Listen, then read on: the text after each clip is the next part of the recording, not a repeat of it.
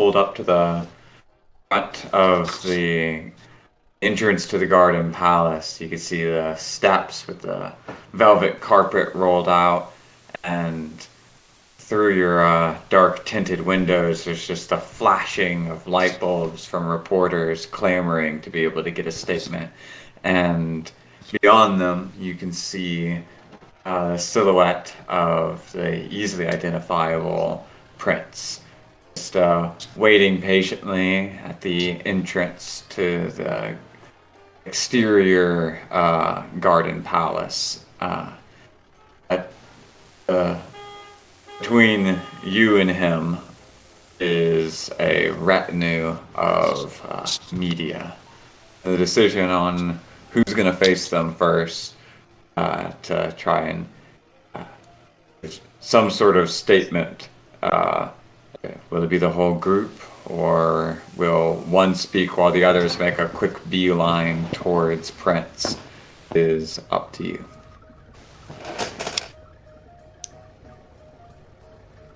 Rue, of course, will instinctively want to go run and go hug Prince, but she sees the people and kind of looks at her brothers and is like, should we say something?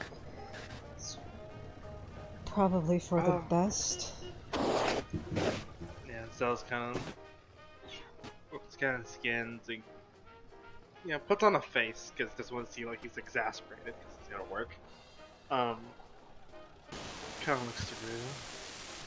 I'm afraid they won't let us go if we don't say anything. That's okay. I don't mind. Well, I'm afraid of what stories they might spin if we don't say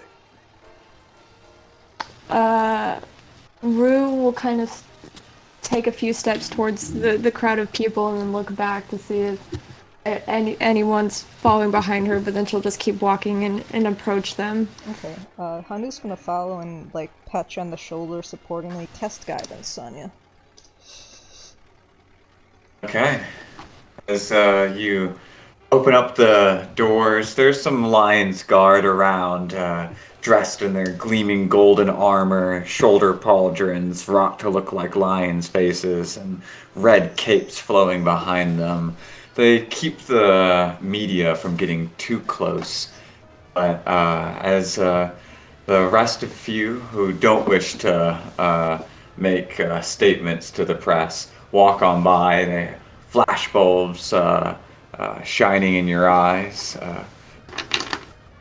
You approach the media, and you hear as this buzzing little fairy kind of flies up nearby you, and it's got the tiny little device in its hand that looks sort of maybe like an acorn or like a wand or something. But they point this acorn wand towards you, and they flew from off of the shoulder of one of the media reporters, who immediately says, "I heard that you had a wild incident on your way here involving protesters on Vox. Are you and the Stars and Sea Society supporters of the Vox agenda?" Raises its little wand towards you for your statement. Out of character, it is the Vox agenda from what I know. Out of character, your familiarity with Vox is that there's a lot of divisive opinions on what Vox even is. Some people say it's the voice of the people. It's just freedom, like commoners standing up for stuff, right? Other people, militia. like a people's militia. Other people view them as terrorists, and your experiences as a group with them are Griffin's Perch blowing up because they blew up the center of gambling that nobility were using to funnel their money through. And you guys saved all of those people that would have been killed in that attack. So you've sort of seen the dangerous side of Vox. Yeah. We also know that somebody's pulling strings, like, behind the scenes, so there might be, like, some manipulation, but most of the people in Vox seem to be more of the peaceful protest, but things did get a little bit spicy. A little bit. And Dropping Duke as in we the saw lake. outside, yeah, there people were about to get, like, drop kicked. Yeah. Does Zero also Rue- want to join in, or it's just not Rue? Just gonna, yep. So wait, we'll see what Rue was saying. And if he Okay. needs to say something, he will. Okay. So their question to me is if we support the Vox agenda. Yeah. Yes, because you got in between guards and Vox The protesters. people. And they know us as the Stars and Seas Society. Yeah. Hmm. Specifically, you're Rue- also known as the Paradoxes. Rue will do that thing she does where she closes her eyes and smiles and cocks her head slightly to the side as she's listening to someone talk to her. And she goes, "The only thing that the Stars and Seas Society, and especially us, the Paradoxes, stand for is harmony and peace. Tonight's a night of festivities and happiness, and it's so sad to see that there's still problems that arise every day in our streets. But we're happy enough to be here and hear both sides of every argument that comes." Suddenly, the crowd is like more reporters yammering for attention, and you see as they and them come kind of twirling from like almost out of nowhere to sort of like step between you and them and start like escorting you up towards Prince. There's more flashing light bulbs. I need you to give me a prestige check. It just means you roll a d20 and add 7. And guidance Roll. doesn't do anything for that. What is guidance now? I forget how it works now. I'm sorry. I'll post it. I think it might still be more or less the same. I think it applies though. It's a Yes. check. Wait, Do you get a D4? Guidance. Yeah, so expertise dice. So you get, yeah, a D4. Okay. And then plus. yo. Damn, nice. Okay. Prestige. Here we go. I am taking note. Alright.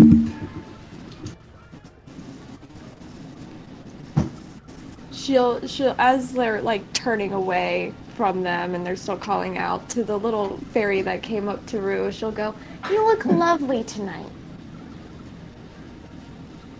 They do a little spin. They are wearing quite the dress in this, and they fly back over to the reporter that had asked their question, and you guys make your way up towards Prince. He's got this beaming spot owl.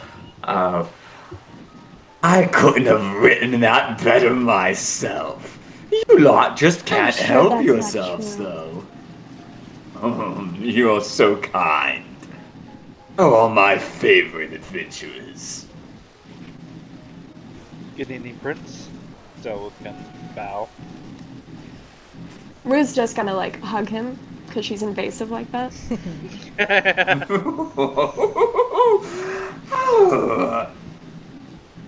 And sometimes I forget just how sweet you lot actually are, with how dangerous you are.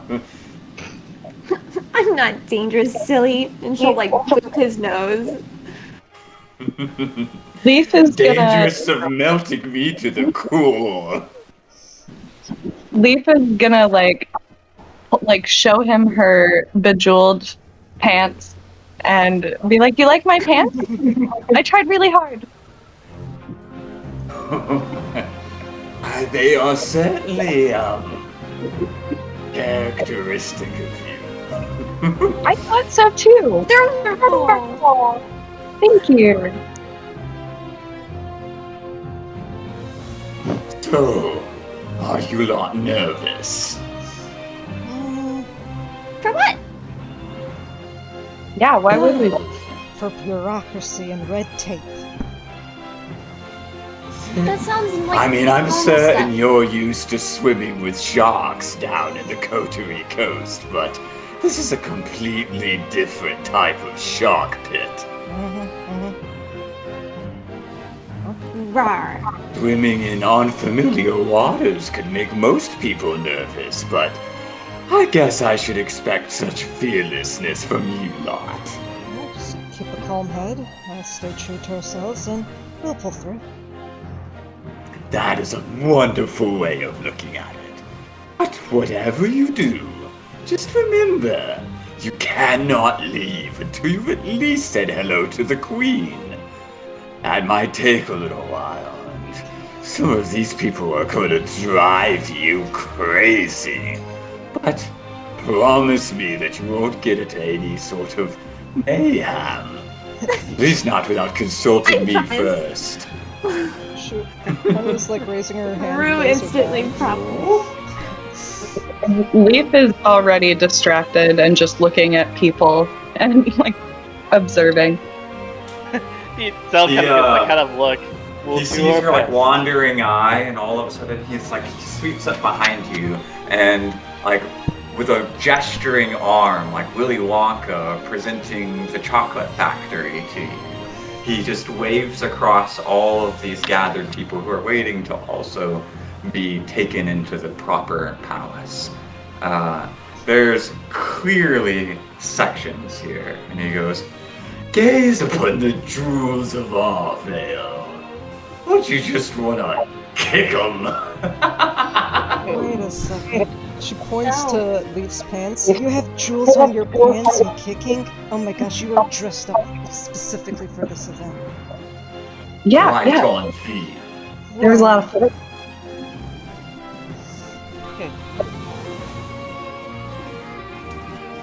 I mean, it looks pretty clicky out there, but I think I'll be fine. Oh, I mean, that is definitely an apt way of putting it. These lot are going to stay in their little circles the entire night. And if you choose to do the same, I wouldn't blame you. However, you do decide to mingle a little bit, there might be things to gain. At least, perhaps a little bit of entertainment. If you have any questions concerning any of these cliques, however, feel free to ask. On a scale of 1 to yes, how often are there fights here? Very rare. Okay. But there's going to be a lot of arguing. Oh, okay. People seem to be in pretty tough spirits this year.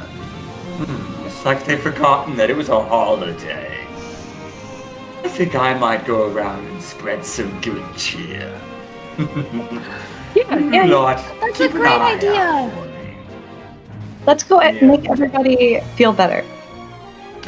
Let's go spread some Gives a cheer. bow, and he says, "If you're looking for some type of entertainment," and he leans in conspiratorially and says, "There's a hot game of gossip that's popular amongst these rich nobles. It's called Who is the Spy Master?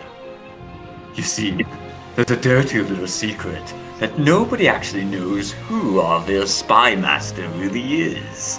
So, the one time in the year where it's guaranteed for them to be here, everybody loves guessing on who that person actually is. Use it as an icebreaker if you want to." He gives Do you get a wink, prize? and then he twirls away. What was that? Wait, what? What does he mean by Because, do you get a prize for winning?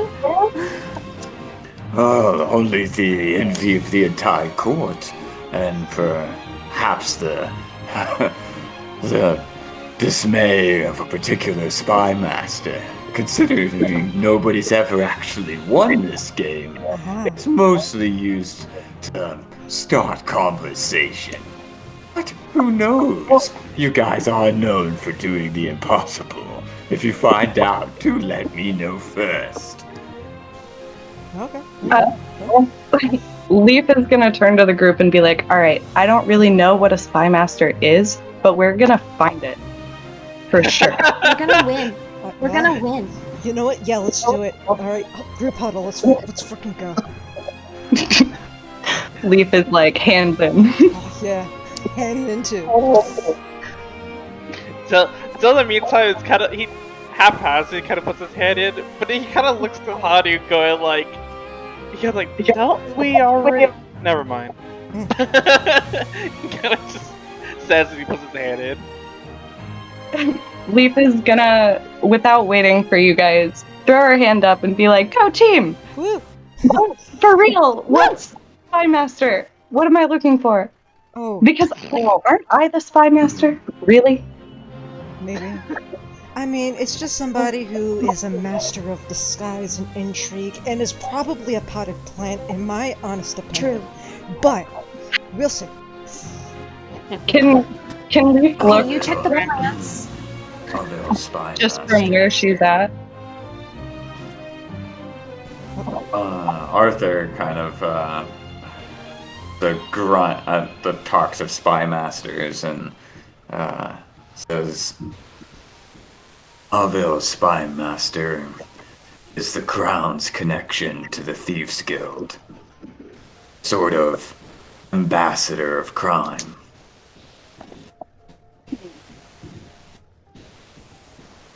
What do you know about it? Anything? Absolutely nothing. So, oh, shit.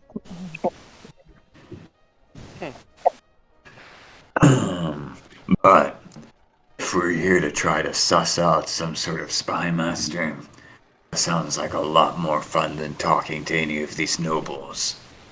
I'm in. We're probably gonna have to talk to them to figure it out, though, Arthur. Yeah.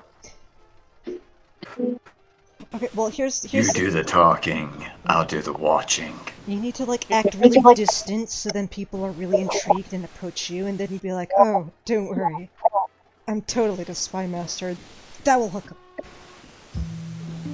Oh, What if, what if one of us tends to be, you be the spy, and then we'll be like, we already know who it is, and then whenever the real spy master comes up, he's gonna be like, no, you're not, I am. And you're gonna be like, no, you're not, I am. That just might work, honestly, but she's gonna start looking around to see if there's any familiar faces. Looking around, you do see ahead of you two familiar faces to you. You see the imposing silhouette of Barak, and standing in front of him is Demetrius in his finest attire.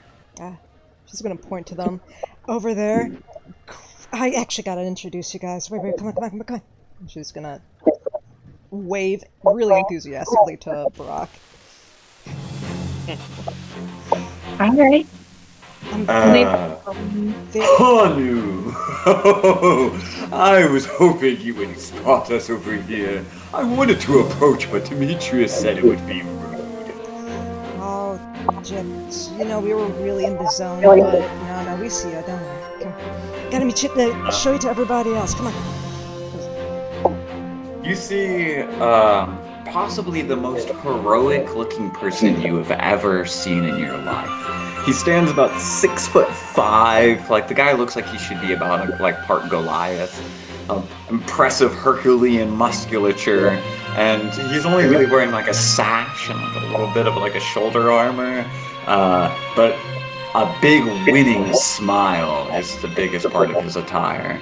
As he walks forward, puts his hands on his hips, and in front of him you can see a completely opposite figure in the form of Demetrius, this slender wizard with a skull-like mask of some sort of strange creature, perhaps a fiend of some sort, humanoid, but with this elongated skull, and it's very intricate and carved with runes, like glows slightly like the rest of his outfit, and laden with what you can recognize to be constellations.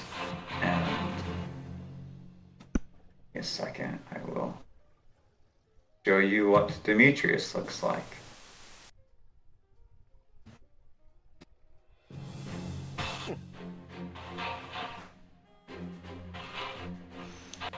His hands behind his back, and he gives a bow as they stop in front of your group. Alright, Stars and Seas, here are the two heads of Brilliant Pillar, Barak and Demetrius of the Sabinic tribe. It is a pleasure to see you once more, Hanu Stormconch. She'll give a polite bow, as his eyes. He smiles. His eyes glance across the rest of the group, and you can see them like these glowing orbs inside of the mask that just shift to the side to look in your direction. And you're going to immediately tell when he's looking at you as this sort of chill runs across you. And he smiles a little bit, and he gives this sense of cold, whereas Barak immediately has this sense of warmth. I've heard much about your group. It is interesting putting faces to the names. Rue, your stories are quite amusing. What a curious light you place your brothers in. Brothers, is that too close of a term? It is what you use in your writings, is it not? Yeah, they're my brothers. I love your stars. I'm so glad you've read my book. Oh, thank you. These are the constellations of the magician. May I ask, under what stars were you born? Oh shit. That's your one. That's your one question. I That's the one that we actually didn't prepare for! like pulled a literal birth chart for Leaf and went through all of it today, so it's hilarious to me that this is happening Hell right yeah. now. Leaf is like, well, my big three.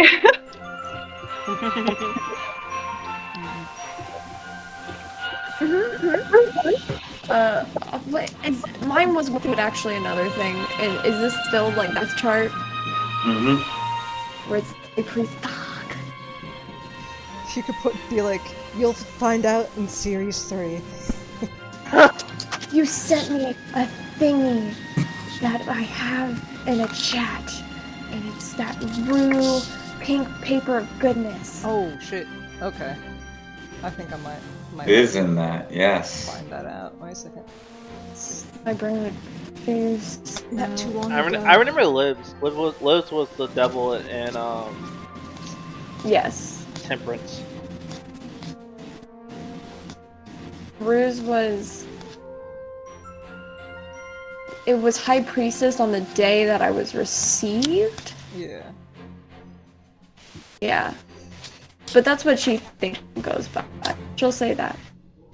Like, the High Priestess. Quite an interesting hand Neth seems to have played amongst your group.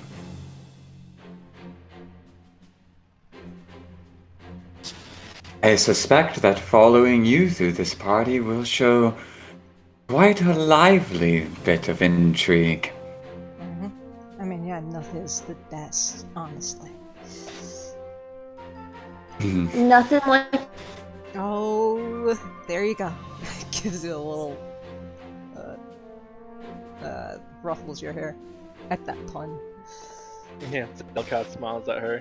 There you go. I'll send it to you. Leaf is gonna be like, okay, so do you guys know anything about a spy master?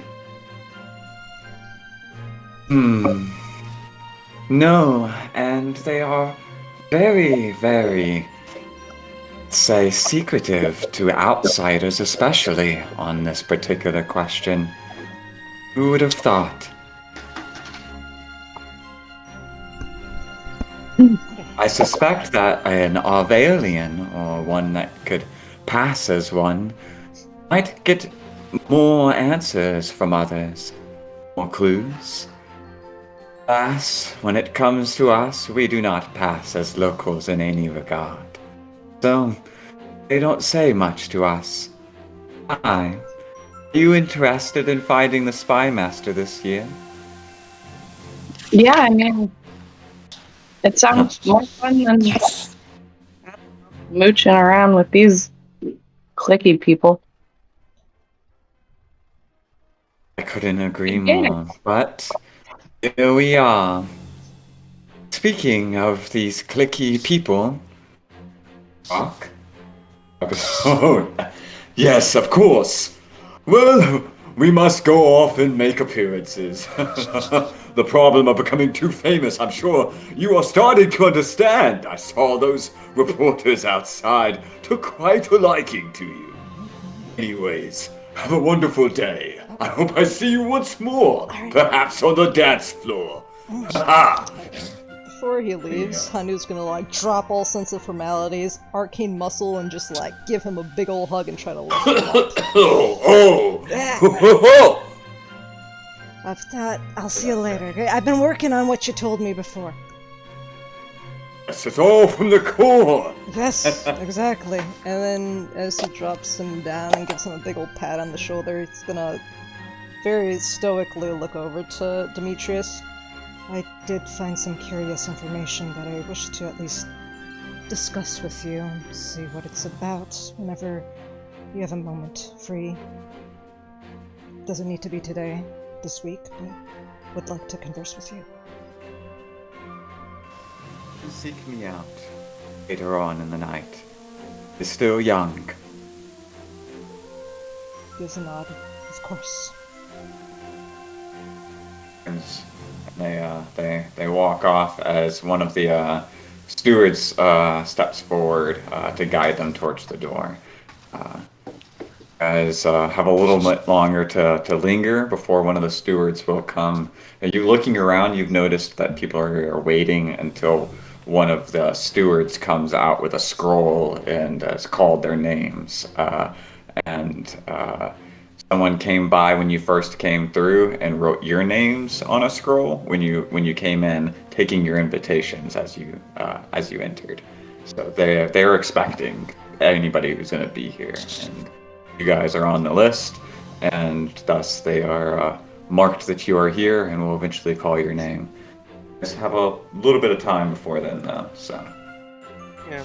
So kind of, he speaks up a little bit, saying, "So that's Brilliant Bill, Uh-huh. the ones you met at the tavern before, correct?" Yeah, I had just had a small interview with them when I was doing like the PR circuit. I mean, Uncle Barack has, I think, a comic series.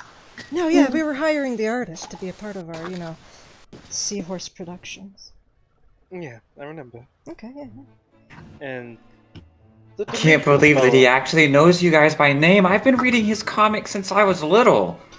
Well, he's gonna remember your name soon if you want to. You could talk to him later tonight. I mean, look at him. He's so tall, I think he can fit a lot of flowers on him. So many flowers. Yeah. There's a laugh that breaks off at a snort at the end, and then it just seems to be like uncontrollably giddy at the moment. Like, am I in a fairy tale? Like, I'm going to the Queen's Ball. Like, both her and Arthur, while you guys were talking to the press, got completely reworked, like magically, poosh, in a moment. By the time you walked over there, they were all dolled up. Arthur has this like whole kind of like half robe, half suit thing that's like slightly sci-fi fantasy looking, and it's even got a tie, right? Like, and a hat that goes along with it that's sort of, like 1920s, 30s kind of style, right? Skill top hat. Yeah, and we've got Fee with this this whole green glittery dress, looking like she's getting ready to go to the Emerald City. Mhm. What is everyone wearing? I want to do. Yes, I wanna this do is the- outfit this is- creation. This is the moment, guys, because Uh-oh. you're all about to be introduced one at a time when you go in, and so you guys have some time to RP here. Maybe start by describing what you guys look like and deliberating over it a bit. And yeah. And Zell, Zell, as she's kind of talking to Hanu, a little bit of Brilliant Pillar. He is in what do you would consider pretty much a very classic noble Chinese outfit with long sleeves and kind of like a skirt that goes down to his legs, but there's pants kind of underneath. There's kind of these on his like both his shoulders and kind of on his left side of his chest. There's this kind of like dragon design that's in this kind of like gold, in a gold kind of color. The rest of his outfit is more of in the black and red, mostly black, but with red kind of like highlights on the robe parts. As Zell's hair is put up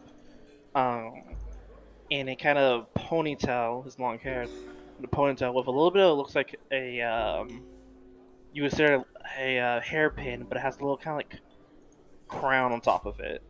That one's more of a kind of a can't wear silver because you guys know he's a werewolf, Mhm. and so is also a gold kind of color to it, as he has these kind of earrings on that kind of droop down a little bit, kind of gold, kind of little line earrings, as he looks very much like a Chinese noble, Chinese royal, honestly. And right now his hands are kind of behind, like kind of in front of him, in his sleeves, as he's kind of talking to Hanu, about Brilliant Pillar. He's kind of after that he says this, and Dimitri was a interesting fella, to say the Yeah. least. They have a very, very strong past together. Don't let his iciness fool you. He's extremely overprotective of Barak. I mean, Barak is quite the puppy, so sometimes you need to protect the puppy. And she's going to point between you and Rue. Just like He- that. He chuckles a little bit, and says, "And that I can understand very well." I mean, as he says that, he kind of looks towards kind of Rue, kind of smiling, a very warm smile. She's like engrossed at staring at everything with like same kind of like Fee's big eye, like this is so cool. And then she sees you staring at her, and she goes, "Huh?" Just like totally not paying attention. Did you say something? No, just happy that you're here. Mm-hmm. Kind of just reaches out, kind of pets your head. She just like, squeezes her shoulders up and smiles at you. Definitely takes in. He understands there's a kind of takes in kind of everything. He glances at the moon real quick though, because he's scared if the full moon's out. He's keeping track. Yep. Does Rue already know about your werewolfy stuff, or was that? Yeah, you guys had Cool, dis- cool, cool, cool, I cool. think you guys had Okay. discussed it at Suntown. Yeah, I did too. I just wasn't sure in the retcon. As you're looking down at Rue, she is in a pink pantsuit. Yeah. And she's got like little the panels on the collar are gold, and it was funny because I was writing it as you were describing yours, but it has like these Japanese dragons like gold stitching in them, where you would know that there's a pattern, but the harder you look at it, you see that they're actually like Japanese style drag, kind of like are woven up into the gold fabric of the collar. She's got like a lace cape that attach shoulder pads, Oh my god. and like goes down, and it's gold, and it's got like the same kind of stitching on it. Her hair is like big, bouncy, curly, but also in the back it's full and pinned up with the curls hanging down, and she's got her flower crown that Zale made her, and a bunch of clips. And I don't know if you guys seen those little gold butterfly clips that have the wings that move, but they're dragons instead, and their Fuck little yeah. wings move when she walks, and it kind of looks like they're fluttering in her hair as she's walking. She's got one, but they're only like 1-inch pumps because she make it a day in heels. Yeah. Gold, and she just got like this fabulous pink pantsuit on under it. It's like a bow tie, but it's more of like a lacy fabric bow tie that has like a lot of volume and frills tucked into the inside of the suit. And her little horns are just up real nice and tall, curly. Like a true Fey lawyer. Fey lawyer vibes. Yeah. Hell yeah. Who wants to go next? How about Leaf? You want to go next? Describe your outfit. Well, okay, so I was looking for like a picture to reference, and I found one that's slightly different than Bejeweled, but it is sequined, and I will send it in 1 second because I would say pretty apt. It's got like the tulle sleeves, I don't know, you'll see. Hold on. Thank you. The chick wearing it though looks really cool for the way that I perceive this outfit. But anyway, where did it go? I'm sorry. Yeah. Yeah, it's like a pantsuit, and it's black and sequined. And I would say, hold on. God damn it. Sorry. Okay. Here's some.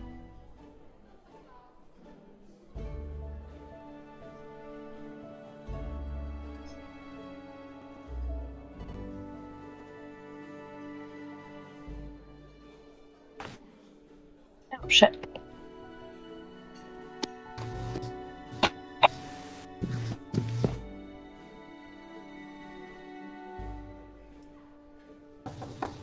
Okay. So it's like a cross between these two.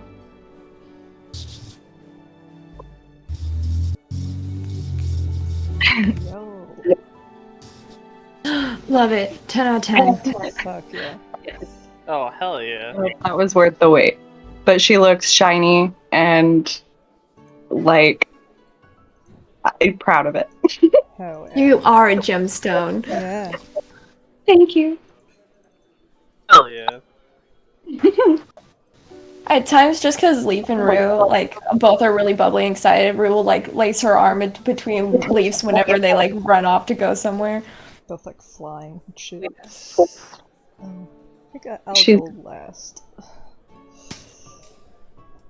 Well, that leaves Cack. What's Cack wearing? I was just about to say nothing, just out of force of habit, but Yes. Pat came in his birthday suit. Yeah. not quite right.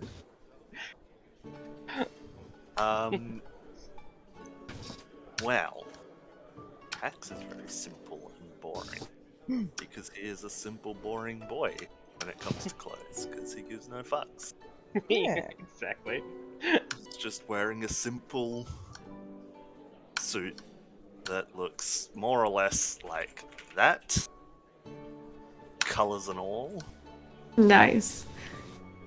Only, it looks like it's probably one size too small. and It's ripped. he's not a social sort of person, so he also looks really, really awkward. Yeah, but you look He's just ripped. standing around. However, he is carrying like a little, I should say little, he's carrying a briefcase with him as well, which is metallic. And it's got Yeah. 5 letters printed on the side of it. Which,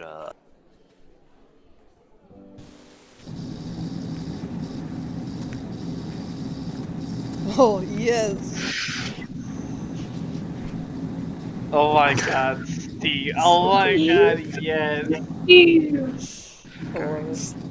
carrying his Steve around. Heck yeah. But Oh, yeah, no, it just is. I mean, the clothes, as I said, maybe look like they're a size too small, but they're not like, ripping or anything. It just makes him look tight and awkward and uncomfortable. Mm-hmm. Oh yeah. That picture. Bad Like, at descriptors, but I've posted this enough. Yeah. This will be her dress and hairstyle. Got the same exact hair, but looking at it, it looks like a mixture between staring at the horizon and a nighttime sky, and then looking at the ocean with the beach. Just little bits and pieces. Might see the starfish or two, but she does have on a very light scarf that looks like the Milky Way, and it's wrapped around this little pocket that her sleepy bird is in, and he has on some traditional Kudri Coast pajamas. So he's looking, if anything, more highlighted than she does. Kind of wrapping that scarf around so everybody just notices this tiny bird. But yeah. That is adorable. And hot. Love it. Love that. Hell yeah. Now I was trying to find a picture. Like, this is what Zell has basically. Just the colors are different, and the sleeves are a lot more longer, more flowy. Also hot. You can hear the wind whenever he walks. Even when Me he's and not Kak, walking. me and Kak next to each other look like we're your legal team walking know, in. right? you're my Yes. 4 legal team. You're my 4 legal team. Mhm. Look, I am a bastard. I am here from a different country. Now I'm imagining Rue talking to the reporters, and she's like all suited up, like giving a formal presidential. Love it. Oh, Yeah, Hanu's tattoos That are is the like one. highlighted. She's putting extra care in all the title markings that she has, so occasionally she'll just flash a spill or two.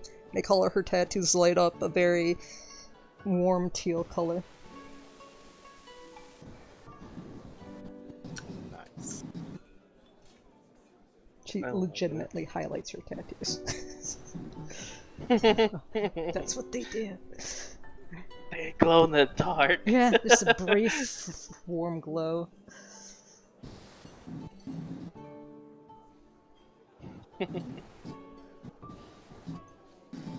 I'm trying to find that damn hairstyle Fucky was trying to find. I had the instant image in my head of those butterflies, and I was like, but dragons. What dragons? Hell yeah.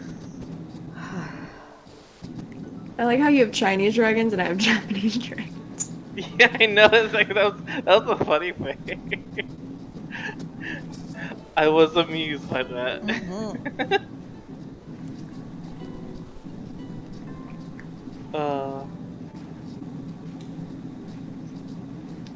I don't have Victor anymore because I don't have a familiar with this, huh? I think we still have. No, we said pets. you still, you still have pets and stuff like that. Yeah, so you'd still have Victor. Just work out Right. differently how Victor works mechanically. Yeah. Yeah. We learned his sassy personality. There is no way Victor does not exist. Right. Are pets allowed in the ball? Oh, well, they will be because I'm bringing mine. Okay. Victor's really big though. He's like a whole pseudo phoenix. people will be like, "Oh, is that a part of your outfit?" And Victor just flutters his wings. Oh my god! Vic perched in one of these, but he's got a match bow to mine tied around the neck. Oh, hell yeah! Dig it.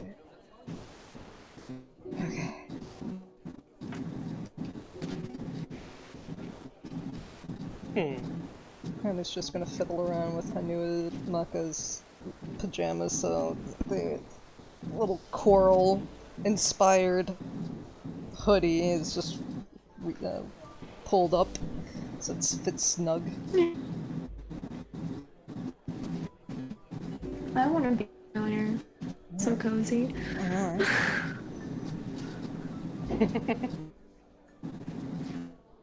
Well, she kind of has. I want to walk around and start jitters, but she's gonna appropriately wait for you guys to begin that process, so she doesn't. Just for the first few people, and then knowing her, you know she can't help it. And she's gonna go off and do something at some point. Yes. So it's very much aware of that. Yeah, I'm just wandering around. You can tell she's into herself mode. Yeah.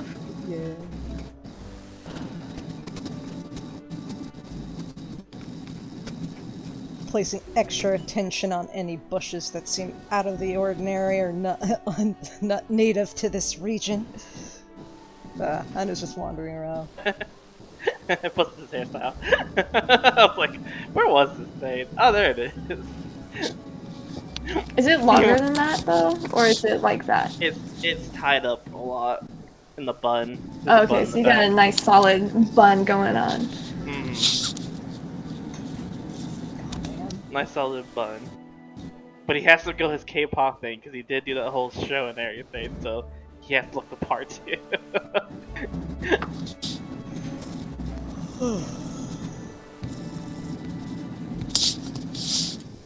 Cool little K-pop star. You guys do look like my freaking legal team. I'm thinking about it. It's like Rue would totally wear a flowy dress, but at this point at level 10, I'm trying to think of her as like slightly more mature. And like ever since the unicorn thing, she's probably like really owning the whole like, if you need anything to come to me. And you know what people thinks most they find her. Power suit is power friendship suit. Extra emphasis on the friendship part. Okay. I love it.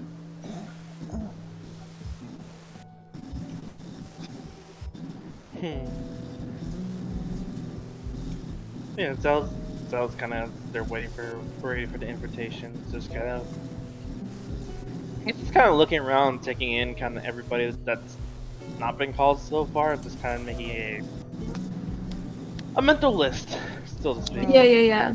Well, I'll wander back. Because he has his key, he doesn't have key mind, but he has the wizard thing when he remembers details and stuff like that. So there's quite a lot of people out here. I mean, there's at least like couple, like dozen people in each of these cliques, and looking around, you can see that there are very clearly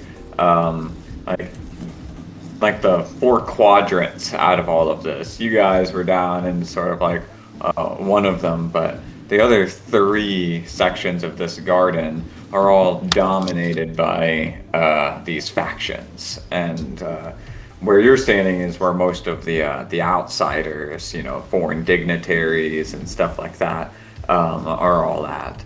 But the local nobility that are all here are all very clearly standing in one of those 3 other quadrants of the garden. You can see that there is a bunch of rich landed nobles. Most of them look like they've all read a lot of books, but none of them have any particular sense of power that comes from them when you look at them. You don't see a physical threat. They all just look very, very rich, right? It's probably the richest looking section, alright? You figure that must be Artifice. And there's a section that's a bunch of different guilds, but mostly like nightly orders. You even recognize members from the Order of Asmodeus there, standing out in the middle of the day. They're not seeming to pay you any mind, at least not in any overt fashion. But you can also see a few of the other smaller nightly orders out here. None of the big ones. You don't see any of the Lion's Guard. They look like they've all probably gone in already. Just like you saw Brilliant Pillar, like, kind of cut past all of these people. Most of the people that are still out here are a little lower in tier, but you know, some of them might have some connections that might help once you get inside. So you don't know how long you're going to be here, but you're sort of stuck waiting just like all these other schmucks. Having only just arrived in Auvale, you may be famous, but you're not very well known amongst any of the people here yet, so no cutting in lines for you guys yet. Unless you wanted to try to pull a favor by flexing your prestige on the steward to cut above the rest of these people. But if it goes bad, you might end up souring your reputation with a lot of the people out here. On the other end of that, feel free to mingle. You don't see Prince, but you're certain that if needed some tips or questions on them, you might be able to ask better questions finding him inside. He seems to have disappeared already. Anybody like stand out in the group? It's like None of them. They all just seem to be, you know, like, they're obviously people important enough to be invited to the Queen's Ball, but not important enough to be able to skip past lines and already be inside. And so most of these people are not important enough to be named, let's put it that way. You can interact with them. You can listening, overhearing and stuff. They all seem to be, you know, just engaged in debates and conversations and witty Auvalian, you know, like sparring contests verbally. But free to engage or wait. It's on you guys. Yeah, Hanu took like a good circle around just to, number one, check to see what her mark is, but overhearing a few things and she'll wander right back to Zale. So what's the plan? Divide and conquer? Have groups up? Talk to them as a group? Well, that's the thing. Well, the thing is, what I'm thinking about this might be better once we're inside. I think more representatives would be there. I mean, we could chat these guys up. Here's the one thing. Sometimes you're not gonna... It's networking. You talk to somebody else, and then once you go into a new area, they'll be like, hey, dude, like, you gotta talk to this guy, and just, they'll carry you over there, or ferry you over. Mm-hmm. So it's always good to a little bit of a sneak peek, you know? Well then, I guess we can divide and conquer a little bit then. I think he kind of looks to Kak. I think me and Kak can talk to those gents over there. He points to the artificers group. He's seen the people wanted our cup of tea. You might be able to do really well with the knights and everything. And guilds. You kind of have that. You can't be chained down mentality on you. About that there, you know. The other guy's there. He's Just mumbles between her teeth, like, oh no. I mean, I'm fine, like, hanging out between both groups. I Bounce think from we side to will side. do well with you. Both of you are pretty free-spirited. He kind of pans around and kind of looks, as he kind of looks to kind of Rue, kind of Arthur, kind of Fee at the moment, and he kind of looks towards the remainder group. This is one group that looks like it's like other like vagrants or Vox and all. I'm probably not Vox, but anybody kind of sets out from the outside. No, nothing really stands out on that. You only really see those three factions, really, and then of course there's the section you're currently standing in, which is a bunch of like ambassadors and outsiders, people who aren't really from Allvale, really. Okay. Yeah. Is there like tables that have just refreshments on them and stuff nearby? And there's you see a bunch of servants going around with platters of food and snacks and stuff like that. So Rue has Primordial, correct? As one of her languages? Okay, she's gonna take a few glasses, give one to Leaf, and give one to Rue, and give one to Fee, and then she'll just say Primordial. Let's just talk in this language and see who approaches us, because, like, I don't know, that just seems like just act exotic. And we talk about the economy or something, right? No, not the economy again. I don't fucking... yeah, exactly! So let's not talk about it, but act like we're talking about it.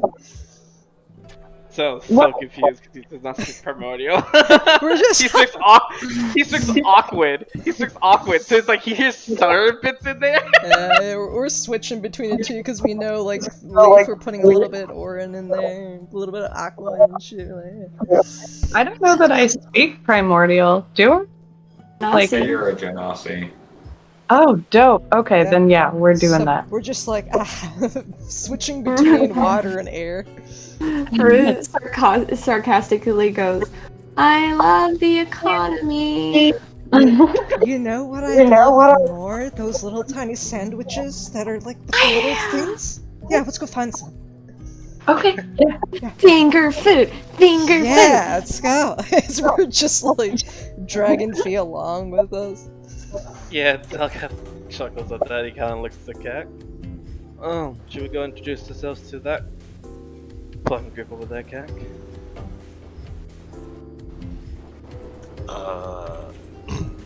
I guess? They seem to be more into, I mean, honestly, I'd say more into your stuff, artificing. Ooh, I got Major Robot there. I didn't hear any of that. Oh, he said, well, they might be into your stuff, artificing. Might be getting some ideas off of them. But I have my own ideas. Why would I need theirs? Well, I think just getting other points of view can lead you to your new ideas for yourself. Sounds like absolute hogwash. Alright, let's go. I guess I'm definitely not gonna miss this. And he follows. Oh, Arthur follows behind you. Nice. And yeah, so Kak, Arthur, and Zell are going to the artificers. I will cast guide on And someone. Hanu. Where's Hanu going? Oh, I don't know. So we know that there's a Artifice and Defenders, and then there was a third that you state is just Allvale. The Arcanum. Arcanum? And no, and the third one is the Arcanum. Sorry, Okay. I never actually got to that one. Oh, okay. And the third group is the very wizardy-looking people that you're certain all have to be related to the local school, the Arcanum, which is normally thinking of a school as a political power might not make sense, but considering the school is as large as the city itself and floats over the top of the city, you can very strongly see their position of influence here.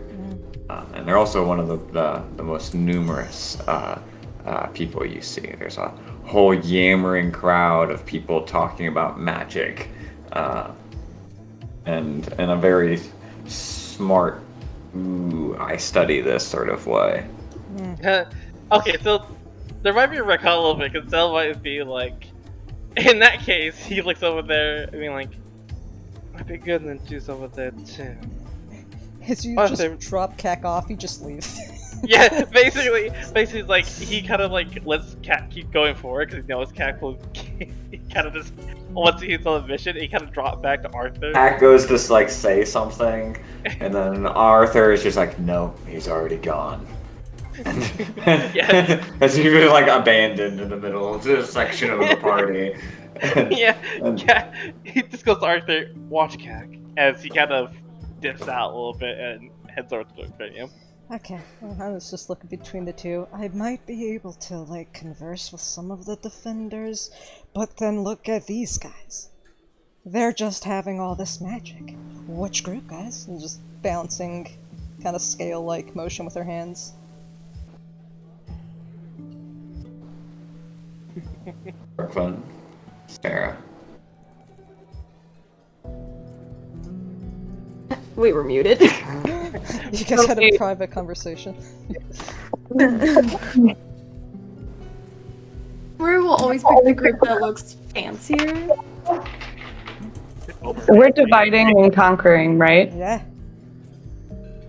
Okay. Leaf is We gonna got look. wizards. We got wizards. We've got technologists, and we've got knights. I'm going with The the three technology. clicks. All right, technologists. Oh yeah. You're headed over there with Cac. I Okay. can see Cac over there looking incredibly awkward and confused and lost. Yes. She's gonna come up and like put her arm in yours and be like, "Hey, buddy, what you guys talking about?" We will get to that in just a second. All right. Once I figure out where everybody's splitting the party to. Cac and Leaf. All right. Go to Artifice. Zale. Go to Magic-y. Okay. Hanu and Brooklyn. Wizards look fancier, probably. Okay. I'll probably jump between wizard first and then drift off to defender. Okay. Then I would leave Zarman and you with that. If so, in that case, the party would be split evenly. Yeah. Uh, So like I'll just chill with the magic for a bit, and then after a while, just because Mike isn't here, I will just both Zarman Yes. and her will go to the defenders to speak. Okay, cool. Perfect. All right, then we will start with Cac and Leaf with the Artifice, as Arthur's sort of there just taking a drink, cocktail off of one of the nearby platters, and he eats one of the olives out of it, and watches as you two are sort of circled almost like accidentally by this conversation that sort of migrated around you guys in this clique, all right? And the current debate seems to be going on between two people, and there's a bunch of observers, but there's really only two people talking here, all right? Let me find. One of them is this gnome. He looks to be fairly young, and he's got the most ridiculous dyed mustache you could ever expect.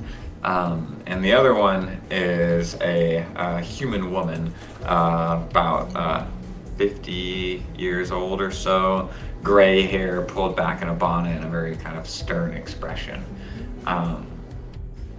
And they are, let me slowly loading. You guys are talking to Artifice. Okay.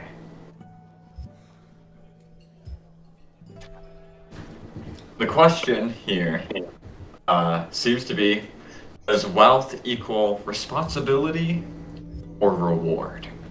See, the person with the mustache, the gnome, he's saying equals reward Because people won't work as hard if it means increased responsibility. That's a great reason to get people to slack off. And she is saying, It equals responsibility. Because those with greater wealth have a greater impact than those who don't. there's a sort of bustling of like murmuring from either side as they like agree or disagree one way or the other. It seems to be at a bit of a standstill, and Arthur goes, "Yeah, that is a bit of a conundrum, Cack, and Leaf. You are widely traveled and knowledgeable folks. What would you think about this?" And he eats another olive and smirks. Leaf is, without hesitation, just gonna be like, well, I really think, honestly, it's reward because, like, I don't agree that the wealthy make the biggest impact. I think the wealthy only are really able to make an impact because of the less wealthy, but also, in reality, it shouldn't matter how you get whatever your reward is. As long as you get it, without hurting anybody. Like, fairly. No? I don't know. Cack, what do you... Cack is shooting a death stare for just a brief moment, which he never does. She's like, what? Because not at you. The pain in Cat's ass at the moment. And he's going to grip his little briefcase tight for a moment. And then he'll... Yes, well, at the end of the day, it would actually be a mixture of both. That seems to be the only actual fact of the matter. Well, I mean, that's not really a fact. It's pretty fact. It's ambiguous in a way. Well, it's very ambiguous, but it doesn't change anything. At the end of the day, really, you can't have one without the other, unfortunately, and that's just the way the world works. So unless anyone here plans on changing that, which I don't think they are, it's just how it is. Well, I mean, I guess it's a gray area, and everyone's right. Unfortunately. Oh, Cack. You're so funny. I wasn't making a joke. I was laughing. The two people staring at each other and go, We're gonna go on like this in circles all night, aren't we? You're the one that starts this every single time. and the crowd of them migrate once more like fish through this shark tank, and you guys sort of left to wander around again as you see the steward approach through the thinning crowd and raise their quill to get your attention. We will get back to you guys. And meanwhile, Zale and Rue and Hanu are talking to some wizardy folks.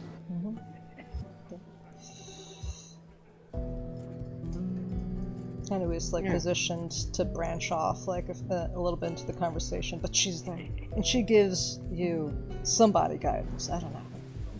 It's a nice, comforting back shoulder rub.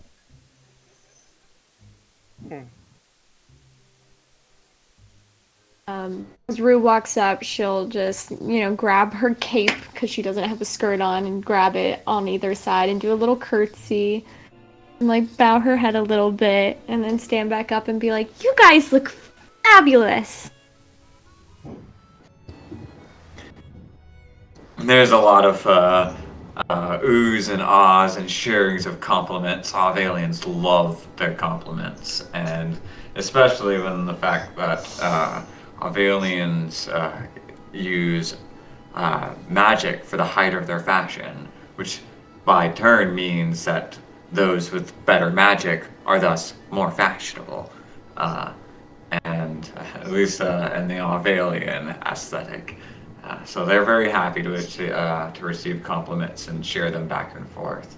And a similar vibe to what your allies are noticing, a school of fish sort of migrate around you guys, and you find yourselves suddenly swept up in this this debate between a couple of these wizards and spellcasters, sorcerers. One of them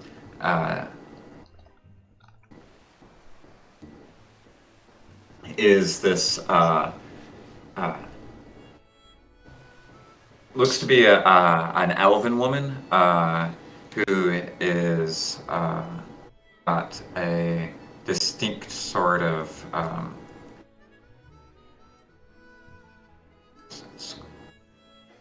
here we go. A distinct evocation predilection, right? Like you can like tell off of the types of like clothes that they're wearing and this sort of hum of energy around them that this is somebody who enjoys their evocation magic. And the other one is clearly an illusionist. They're caught up in this debate. It seems to be debating whether or not magic should even be used in war.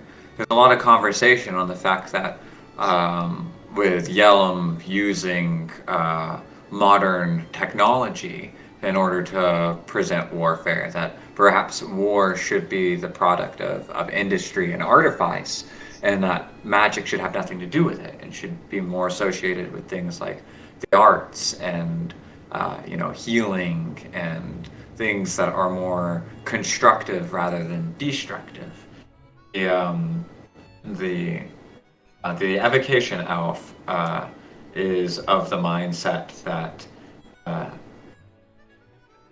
the other armies are going to use slaves. They're going to use weapons that are, immoral and tactics that are dishonorable, right? And that as a nation of good intended people, that as a moral and ethical nation, they should be using any skills they've got available to them in order to prevent less life. They said, slaves are used by tyrants all the time in armies, fielded in immoral objections, but we have education, which gives us skills that we can use to even the odds. Not using those skills only lead to death on our side.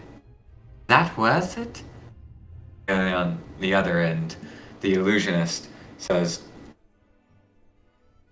using magic in war encourages the development of more powerful, destructive spells.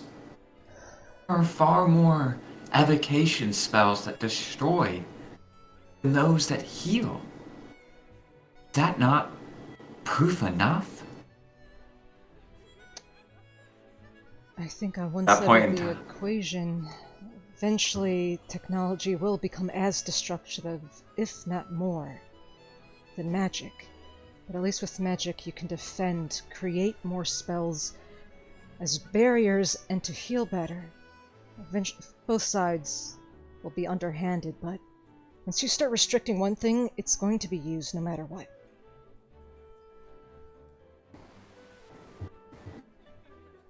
Nodding throughout the crowd. He says that you become powerful in one type of magic, you still just grow as a person.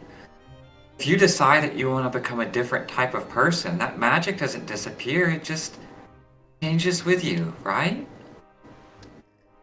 What's the difference of mechanical versus magical? If you break down what they are, it's just us using our brains and that very education of our specific areas of expertise, whether it's technical or magical, in order to build something.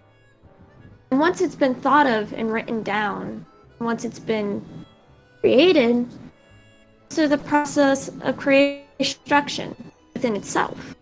Be molded and changed, whether it's magic that changes with your morality, or it can be molded and changed with different effects and capabilities. In the end, if you really want to do a corruption versus corruption, it shouldn't be whether or not to use magic, or it should be whether or not take a path that you are aware of. Your question isn't so much on yes or no of use magic. This is a morality question. That either side can be bent to fit either argument. Yes, of course. And Some magic, murmuring of agreement. and magic, as we all know, as we are practitioners of it, is throughout our world and we live in it. It's in everything. The weave is always around us, even people who do not use magic. Magic is life. And no matter how much we debate on the morality of if it's good or bad to use it, magic will still play a part greatly in shaping our world.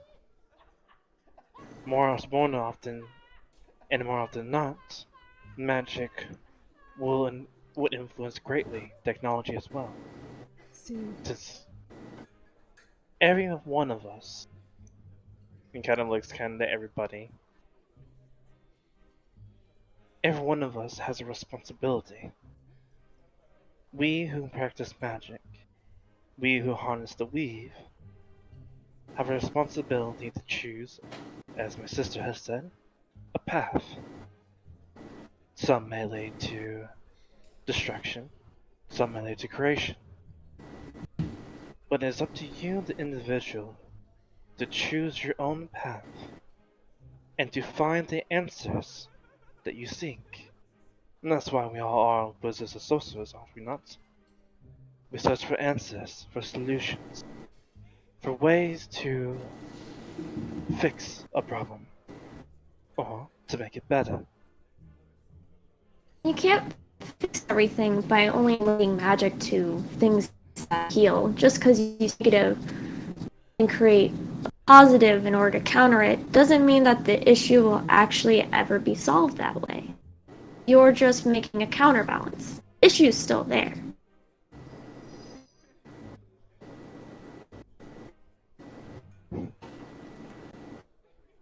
Crowd nods, and there's a bit of like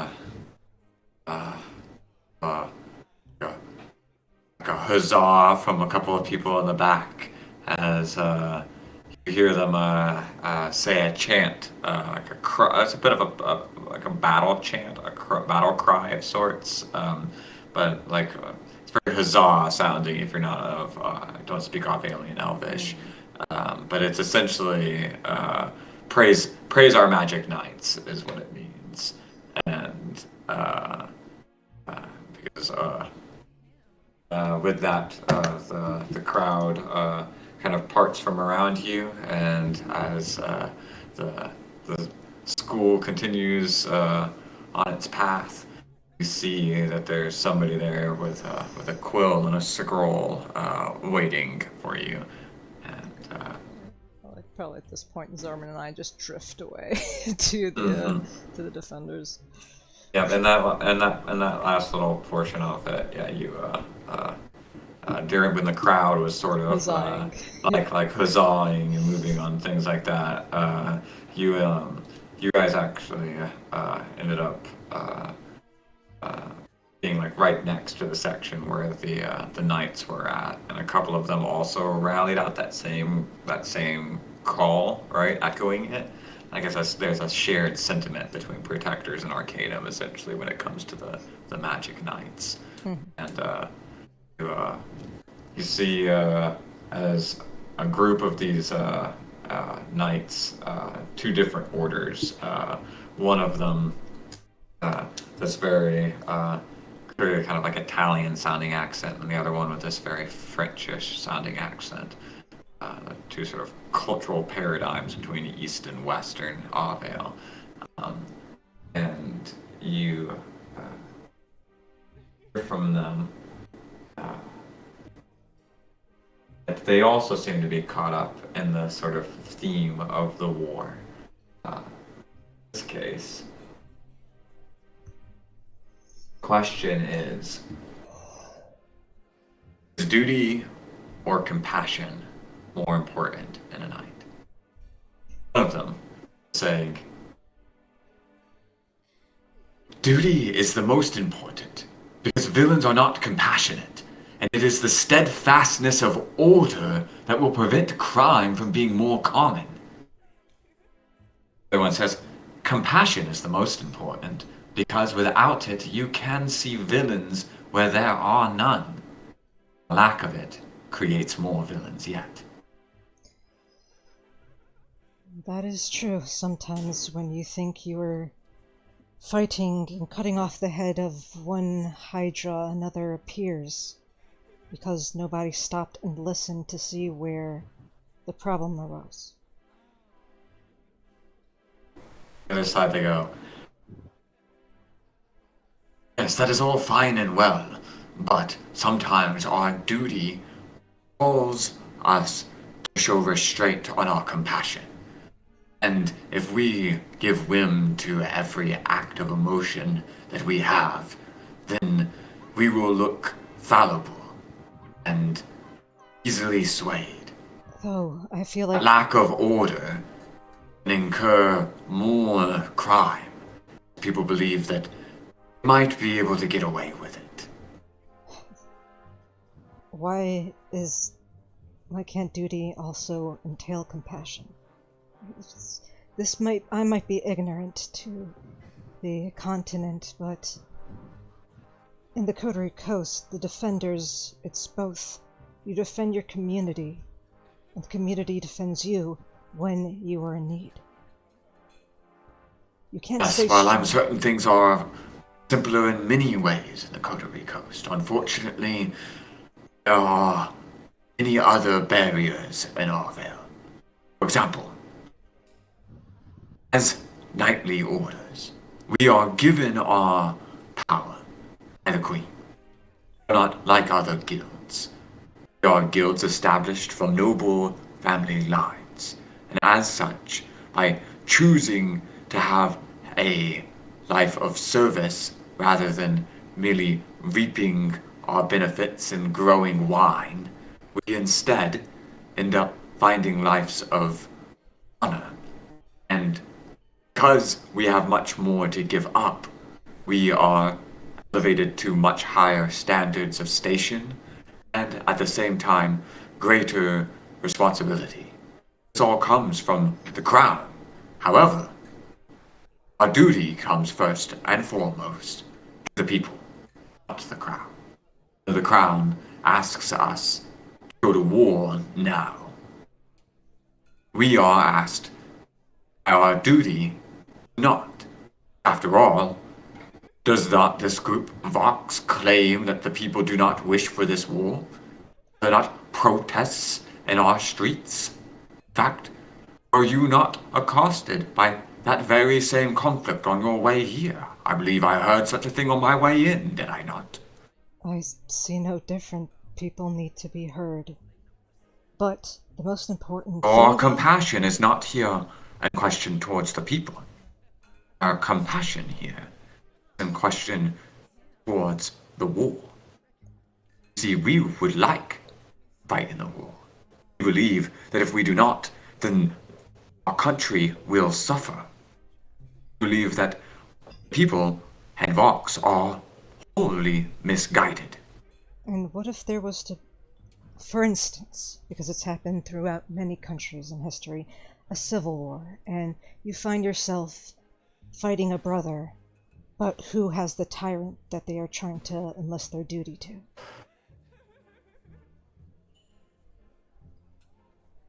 As noble orders, we are tied to specific fiefdoms, If any such thing would happen, then it would happen because those noble orders chose to protect their neighbors and their common kin. In this particular case, we worry that Vox and the people are misguided. They do not understand the gravity of the war that we are currently facing. We would like to act to protect them. However, people do not wish this war. So, our duty is that we cannot fight.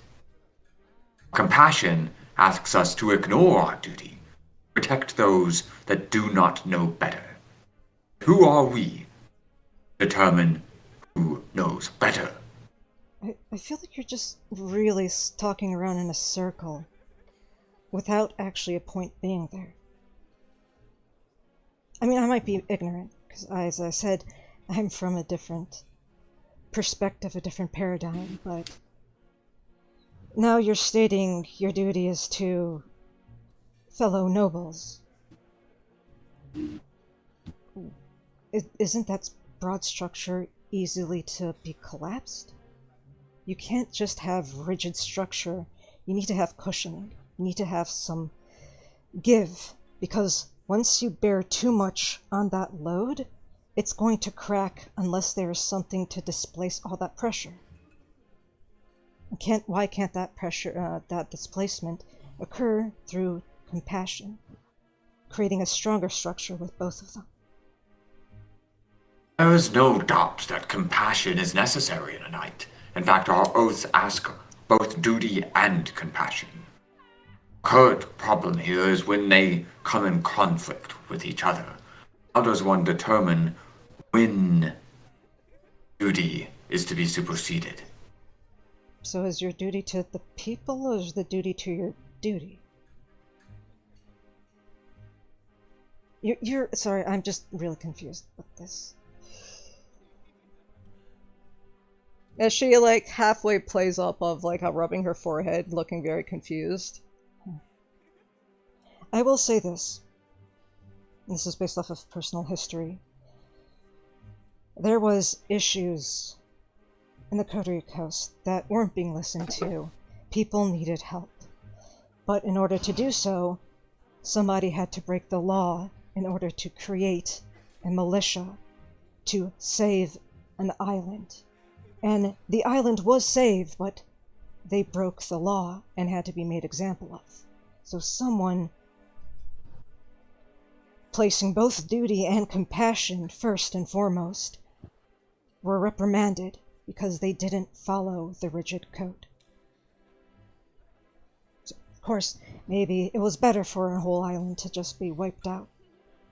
Maybe it was better that there wasn't a militia to rise up to the need when people needed it most. When people became the defenders, because there were no defenders for them. They didn't listen. It wasn't their duty to listen to people in the Coterie Coast.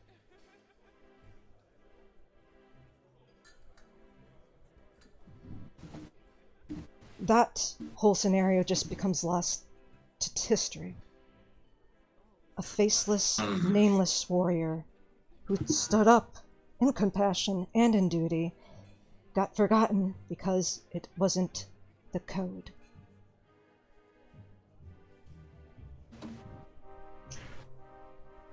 I suspect that there are many things that we would not be able to understand about each other's homes and beliefs.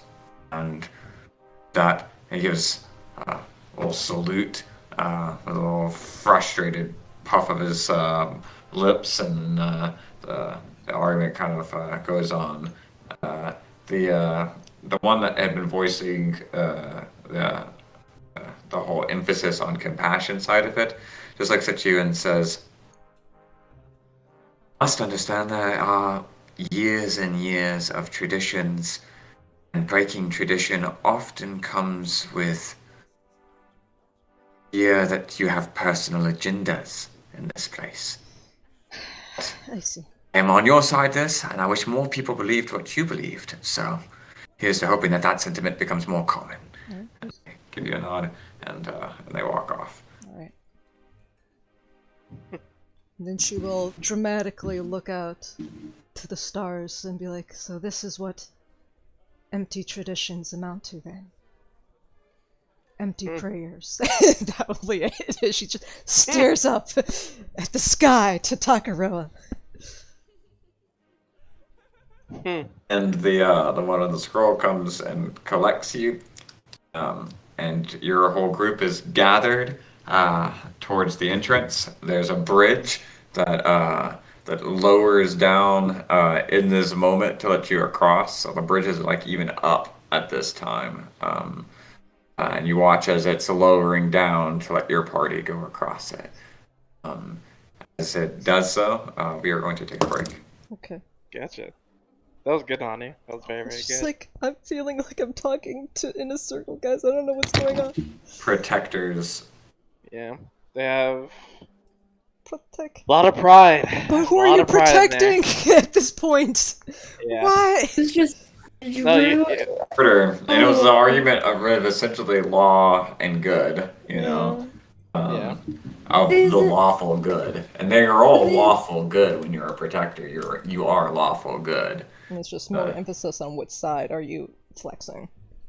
But also sort of wondering about, you know, like as a knightly order, they don't thinking of it as necessary about being individuals. You know, orders are about the unit and what it stands as a group.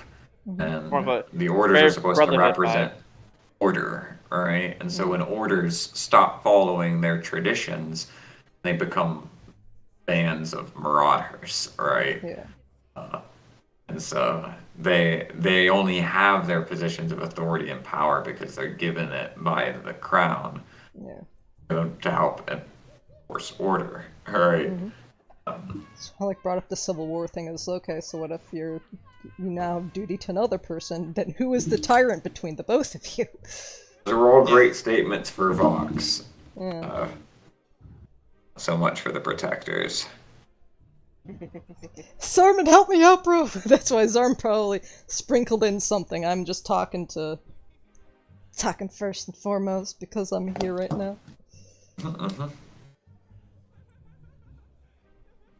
No, you still did very good. It was very true to Hani. Yeah, no, exactly. You have to be honest. You know, it's not necessarily about winning or losing. No, it's just her and her mindset. Rue Is would just have like, lost that battle. No, That's why I was sitting here, I was like, Rue would lose this. She'd just be like, but compassion means even asking what every side is acting out towards, and if an act of violence happens, maybe you're misunderstanding what they're really feeling, and you need to talk to them about what they're feeling in order to understand both sides clearly. But if you just decide that they're misguided and then you make a choice, you're taking all of their choice and voice out of it, and then are you actually listening to the people, or are you just pretending like you're listening to the people? Yeah, it's all of a sudden Vox just goes, yo, there she is!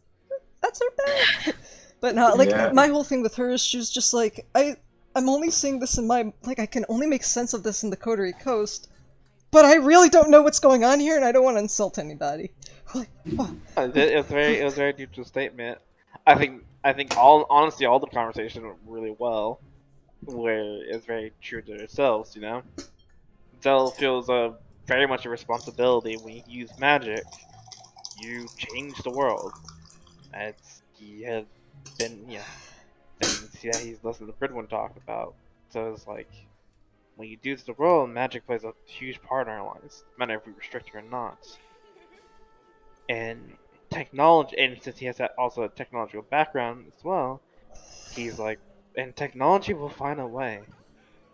That's the problem. It's not even restricting it. It's not gonna do anything. Yeah. It's still gonna create the same issue.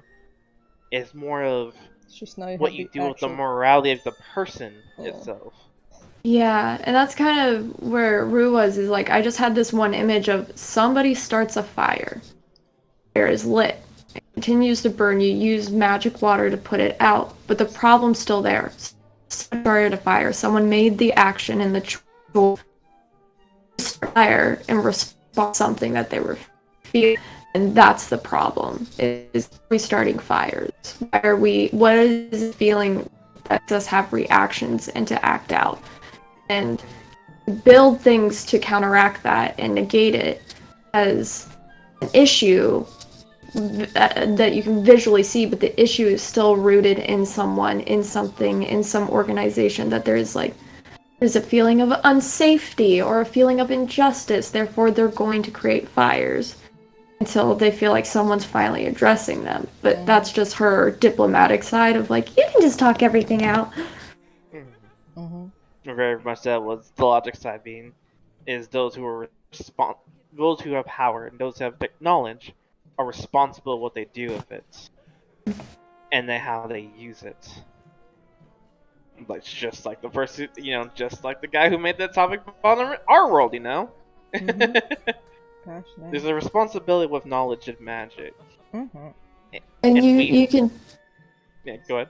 Yeah, you can take both of those things so far in either direction that all you're really doing is learning how to counteract or get a +1 on it. But the thing, there's still a problem. That's why she was like, how are they really different whether you're just using slaves or spells to make magical slaves? Like, you're just negate the problem. The problem is that they're making slaves. And you have to respond to that. She's just like, I don't see the difference. Yeah. Yeah. You can carry both to extremes. No, it was again, we played very much to the paradoxes. The paradoxes are we're very neutral. Yeah. Honestly, this Except for the compassion one. Rue was, after having that conversation and then hearing, like, compassion, she's just like, you're not listening to people. That's, like, her one thing through all these conversations is like, did you try listening to them? Did you try asking them? Like, no, we're just reacting. Okay. Honestly, it kind of also reinforced, or at least made things, because she's slowly being disillusioned between the whole, are we going with the army route or the specialist route? And why Gramps was like, no, go with the specialist route. She's like, oh, so, okay, different cultural paradigms are so, that's, okay. I understand. Yeah. I understand now, Gramps. I'm sorry. Yeah. So that's why Dell was very valid. He was very much trying to argue the point with armies versus specialist kind of thing. It's just like, Unless I we have don't world- want to be another nation. Unless I Like, have we world don't- domination and everybody listens to me. Oh, wow. we're Oh no. Wow. It's like Dell's like, oh dude. I'm just saying. An elven waitress walking by with a platter gives an odd look but continues walking. Yeah. It's like, Hunter, we gotta be careful what we No, say. I said that out of character. Yeah, but we all Sure know you your do. out of character is in character. Oh, yes, yes. We see the look on your face and we're like, Hanu. Listen, I just need a national religion centered around surfing, and then that's good. I'm fine, okay? Libby's like a Who cult. said that? Can That's- anybody tell me right now? Was that Sapphire? That or is was that who is said Hanu that? right now. I just need it. If we're saying this is canon, then she's gonna follow it up with that. But I love it. Hilarious. well, I'm just like this is something stupid, but totally it would happen when you go to the whole Pokemon Sapphire Emerald. It's like Team Aqua. She'd be like, no, wait. Tell me more about making water around the world. Whoa, wait a second. Surfing is available everywhere? I see no problem in this, guys. Let's do it. Let's do it.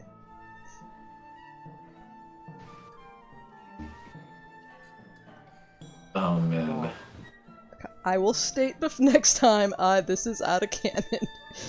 'Cause you're good. I'm still We're trying to just get into her joking. mindset and like get into her voice because it's been a while. You were talking way too fast, Hanu, so I thought it was you. Yeah, You're good. yeah. Hanu is very much like a. It's an interesting point.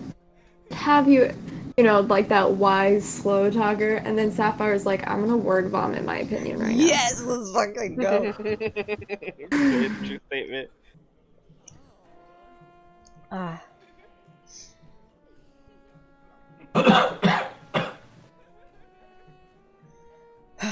Oh man.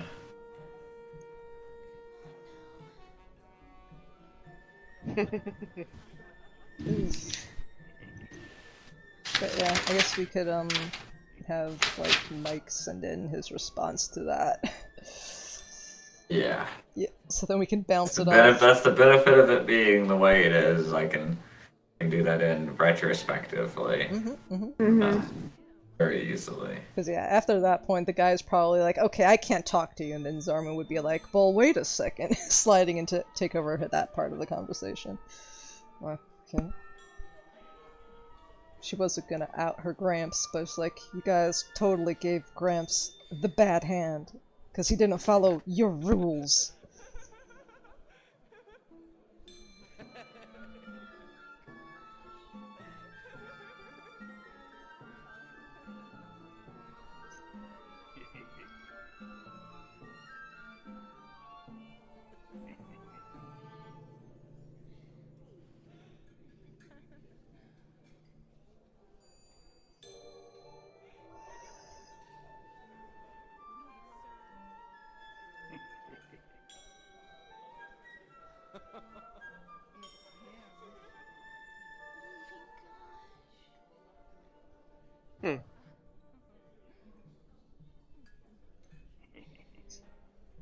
Oh man.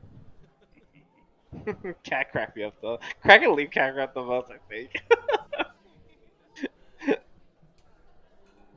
Cat and Leaf's conversation was hilarious. I loved it.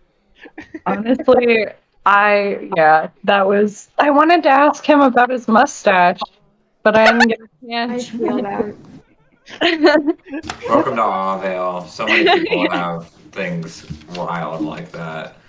You've seen 4 different colored mustaches since arriving here. All on the same person, too. Yeah, magic man. Just like a laser light show, mustache color change at all times. It's like, Prismatic mustache is the 3rd level spell. He's the Spy Master. Instant disguise. You know If at any point in time during this ball you think someone might be the Spy Master, you can simply go, "Haha, you're the Spy Master," and then make an insight check, and then you'll be able to, based off of that, guess whether or not you were right or wrong. But they're never going to admit whether or not you find them or not. Probably. I have like it's a trick, I think, but if I beat someone on a deception check and I ask them a yes or no question, I'll know like what their answer is. So I could like Yes.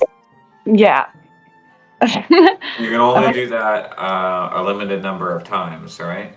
It's if I succeed or if I fail, I can't do it again on that target for until I take a long rest.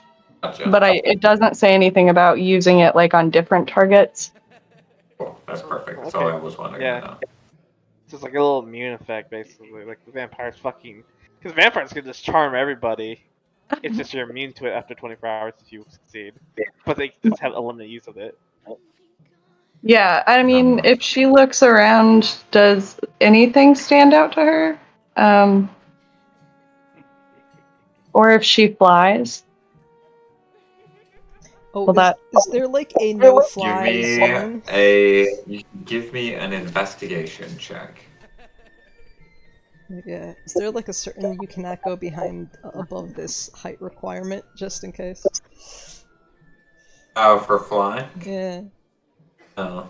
No, Okay. it's a big open courtyard right where you're currently at. So you can see the sky and the night sky above Fuck you. yeah. A couple of fireworks going off every once in a while. Fucking go, Leaf. Go as high as you want. She got a 23. Alright. Cool. Oh, if you did this Looking before- around, you sussed out that nobody here is probably it, you think. Alright. Lame.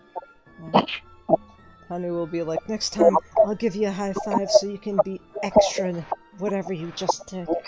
Just give me a heads up. Well, Can I have a high five, and then maybe I'll look again and just see if there's anybody that looks interesting. Oh yeah, sure. Just gives you a really Alright. enthusiastic high five. Okay, she's doing another sweep. Lisa drone, basically. I know, right? Oh no. She did worse. Shit. Oh, but wait. I didn't add anything from your high five. I don't know if I was supposed to. Would have been that would have made it a 1d10, right? Yeah, because it adds on to a little guidance. Guidance is the only other thing that can add on to a check to make it 1d10. But I mean, yeah, that was a pretty low 1d20. So. Did I roll it again? Oh no. No. No, you find nothing. Well, you could be like, I want to see if there's somebody who's like really interesting, some controversy here. Let's go. Yeah, that's what I'm looking for. Like anyone who looks like, I don't know, like they stand out for any reason. I mean, you basically, after having mingled throughout this crowd for the past like 30 minutes or so, a little bit longer, it's almost been an hour of you guys being here and listening to these conversations. Most of these people, there's a lot of weirdness in Auville, right? So I mean, you're practically like at a concert right now. Everybody is interesting, and everybody's trying to be as interesting as they've ever been. It makes nobody interesting at all. Right. And so, so you guys have talked and sussed out some of the bits of conversation, but other than that one bit of debate you guys engaged in, you're starting to hear that same conversation almost on repeat in all these different places. Like too many people talking about the same stuff. You're ready to go in, and that's thankfully you saw the person coming to approach you to invite you guys inside. The drawbridge lowers eventually. That's creaking of chains, and as it comes down rather solidly but silently in front of you, you are guided across the velvet carpet towards the center of the ballroom, and on the left and right you can see that there are lions guard around the corners of the buildings. All of the centers and the tiles are all filled with dancers, all sort of mostly following the same clicky structure you saw outside, but in much bigger effect here. More people. There's also tables and stuff in some of these sections, and people sitting around them. Different games going on amongst the different groups, and some of them are engaging in like dance. But you guys are led past them, and the band quiets down as you guys are brought in. So now you sort of understand why they're not bringing people in like immediately one after the other, right? The band all quiets down. People sort of get to see as you guys come in and check out your outfits. There's a couple of compliments and stuff, and like whispers throughout the crowds, gossips about what you guys are all wearing, and make it towards the front. And this crier who guided you up towards the front says, "The Stars and Seas Society. Welcome, Kak, creator of Koiko, full of Broken Star Bay." She's just like pushing you. That's you. Incredibly awkwardly. Oh, what? Since when? I don't know, since now. Slowly walk forward. You got this. Guidance. So I guys will give it to you. It's like use for a skill check. It's just there for emotional support. I know, right? You got this, man. You got this. Just slowly walk Rue's forward. like clapping and cheering from the top. Yes. Woo! What am I supposed to do? I actually don't know. Just wave. Toes just kind of chuckles. Rue gives a big Gives a smile little- and points at it. Little awkward sort of wave. Alright, Hanu will cast message, so you hear one of her ancestors in your head just say, just wave until you go to like the food court and just gather some food. Where did I cut out? Oh. Oh no. Oh, we after were- introducing Keck. Okay. Kak, after he gives your introduction, there's like a brief awkward pause as he goes, the steward looking at you like expectantly, like you're supposed to know what to do. And you see on the other side that there's Prince sort of waving for you to like come towards his direction. And you just walk across the open space away from the center towards the outside. And next, the crier goes, "The desert leaf of the east." He looks at you, Leaf. Next up. Leaf's like, oh, that's me. Okay. And she's just gonna walk, like, follow Cac. There's nothing showy. She's walking. She's kind of awkward. Like, please stop looking at me. Who's next?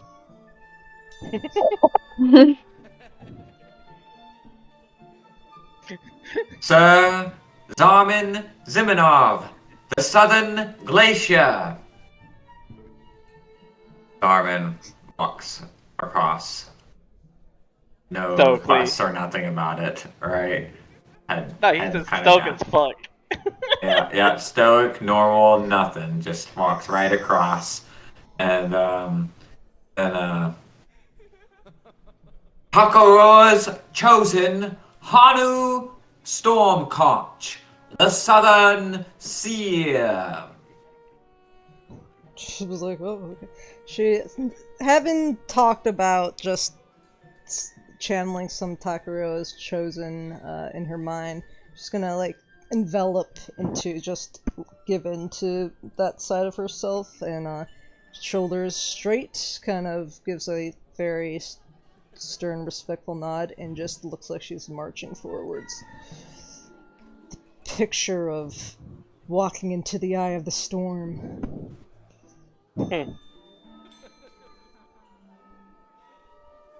And we'll stand right next to Prince. At attention. Yeah, liqueur of Hearthvine. yeah, just like looks around and she just gives like a curtsy to the steward, right? For a thumbs up. And then she walks over to you guys, just like beaming, like, "Guys, I did it." Yeah, you did. He did it. And then Arthur? Arthur! Arthur is already standing on the outside of the courtyard. Arthur's already standing, but right behind Prince. And then Lady Rue Valoo of Dragon Song. Like at the top, she gives like a very kawaii magical peace sign. Mhm. Kicks her back leg up, Just gonna like, and then she walks down the stairs in like a little skip. gonna thaumaturgy some hype music for Rue. Just like, yeah. It's like saying hi to literally anyone who makes eye contact with her on the way down. She goes, "Hi! Oh, hi! Hi!"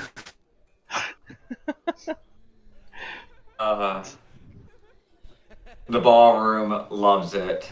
There's a bunch of applause and then laughter. A couple bits of prestidigitation, kind of throw flower petals behind your steps as you go.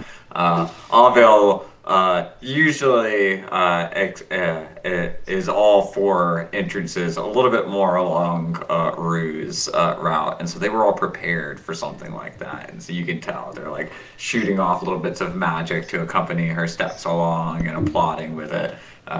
The rest of you guys, they all just sort of look at, and you get a sense of like hot gossip and snickering going in regards to the rest of your guys' approach on it.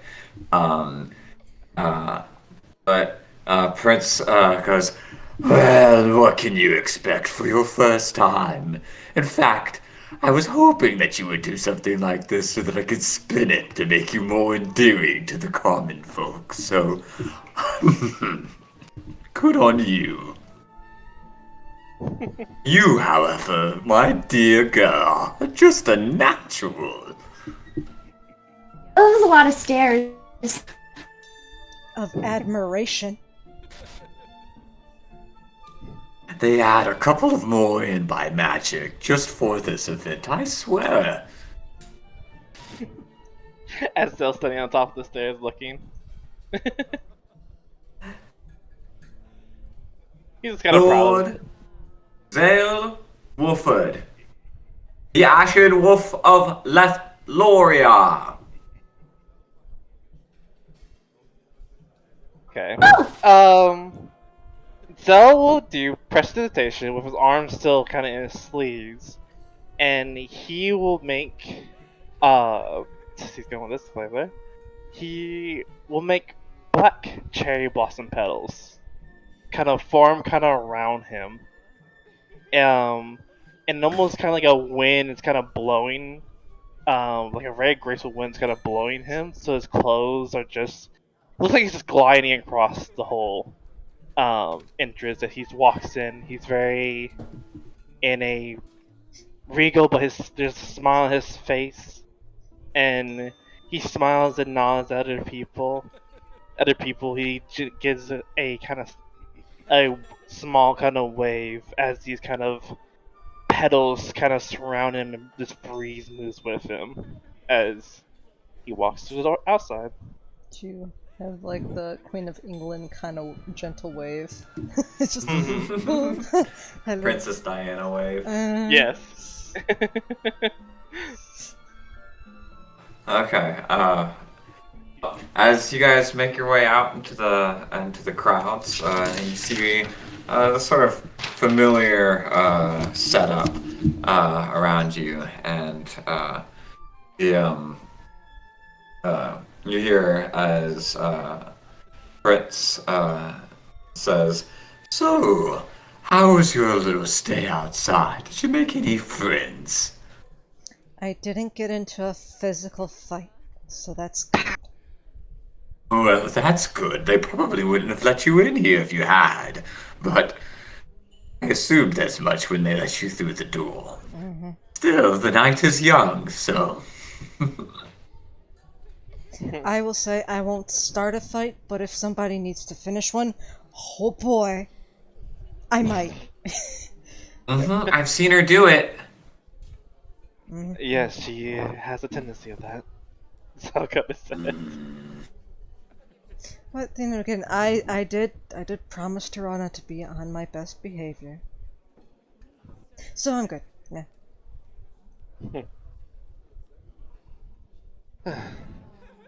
And the conversations outside seem to be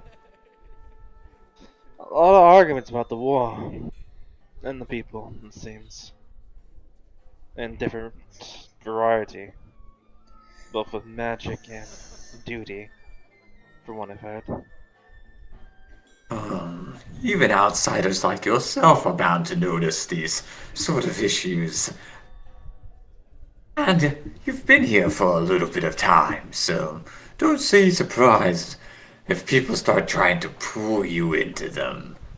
You lot have a lot of, hero complexes.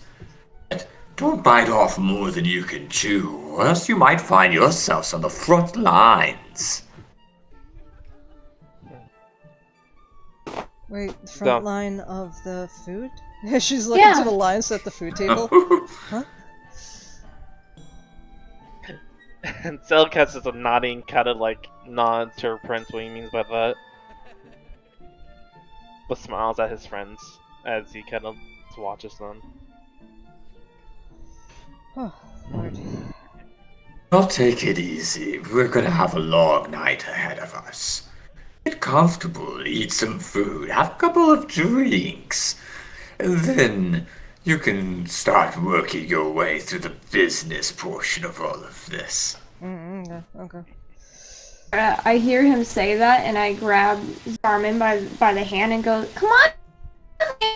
Or kind of like trying to over there. Oh boy.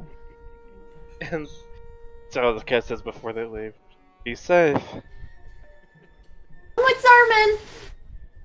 Alright, Honey's gonna take Cac over to the food table and then just stare at it excitedly for a moment, then look at the cutlery and be like, "Why are there so many spoons and forks? They look different." I honestly have no idea, and it makes absolutely no sense. Well, what am I Who supposed to eats any of choose? this? Why is it too small? As she's like putting some of the food in like a bag and sliding it into into her dress. And I, when I'm dancing with Zarmin, do a performance check just to try to, like, while we're dancing around, like, get people's attention and maybe, like, attention from higher up people, as, like, me and him dance all the time, so I don't think it'll be too hard. Yeah. Go ahead and give me a performance check.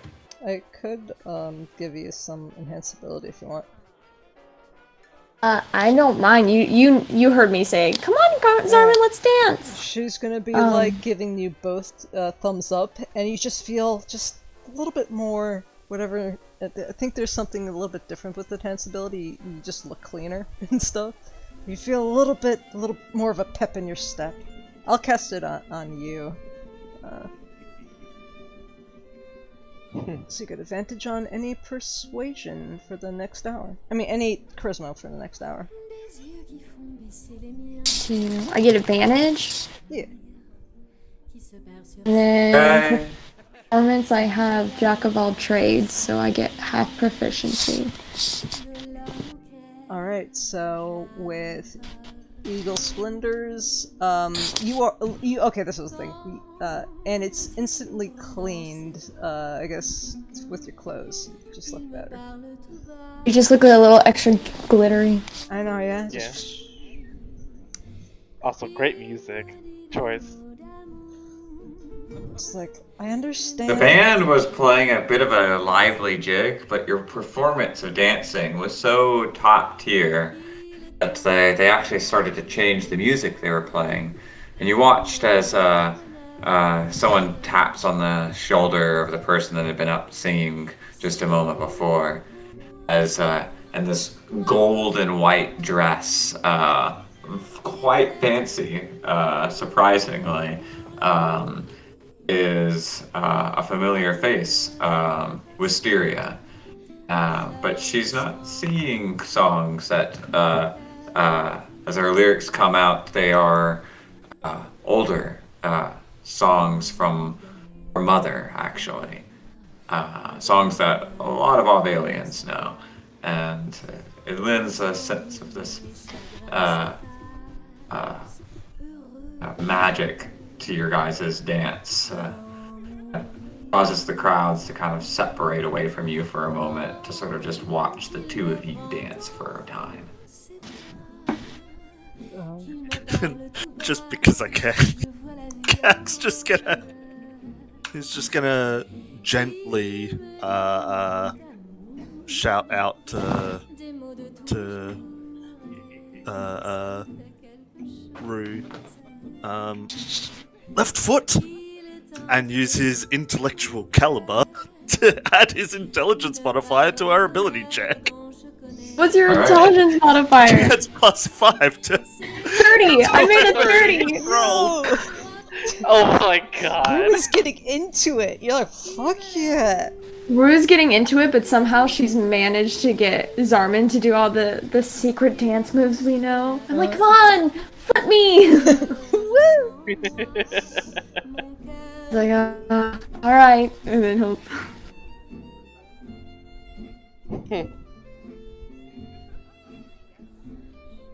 Yeah, at this point, Zell kind of just has probably just got like a little glass of just like alcohol as he's kind of sipping it, as he's kind of just watching, kind of very amusement. Imagine when Kak says left foot, she like hops up on her left foot, and that's when Zarman does like a lift with her, and so it gives her like this extra moment lifted higher, and then falls back down gracefully. Alright, Lila just looks up from her food and just realizes, oh, wait a second. Stares up into the distance. Oracle's in sight, so I'll keep that on hand. Your performance check is so good, Rue,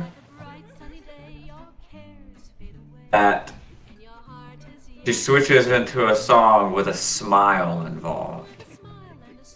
You've never seen Wisteria ever smile, but watching Rue dance with a 30 is the type of thing that makes it's a bard dancing, right? Yeah. With a 30 right now. It's the type of thing that reminds you there's magic in the world, and being a bard herself, she kind of falls into the groove of this, and for a brief moment, she switches, and for a moment everyone's reminded of the power of a smile and a song. A dance.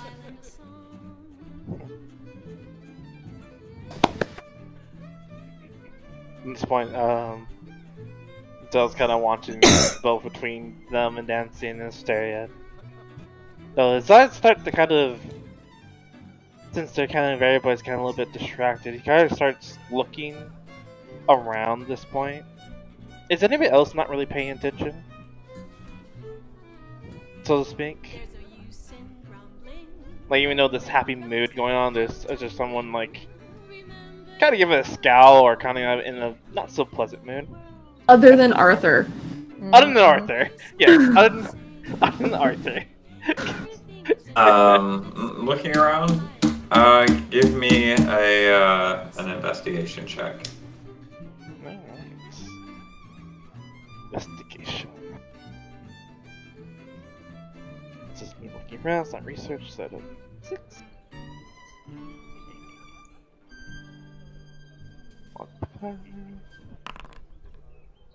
21.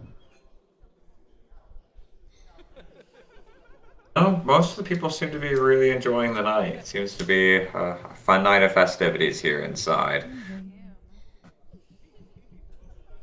Good. So again, nods at that. Just went on longer, but he kind of just sits his back. He seems to kind of be just kind of for the outside perspective, because just zoning out, like looking at everybody. Unless he seems to be the input thought about something.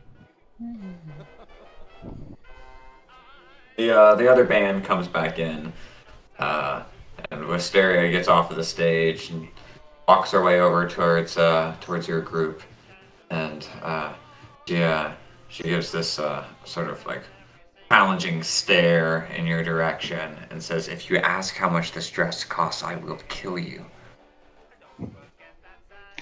It didn't even cross my mind.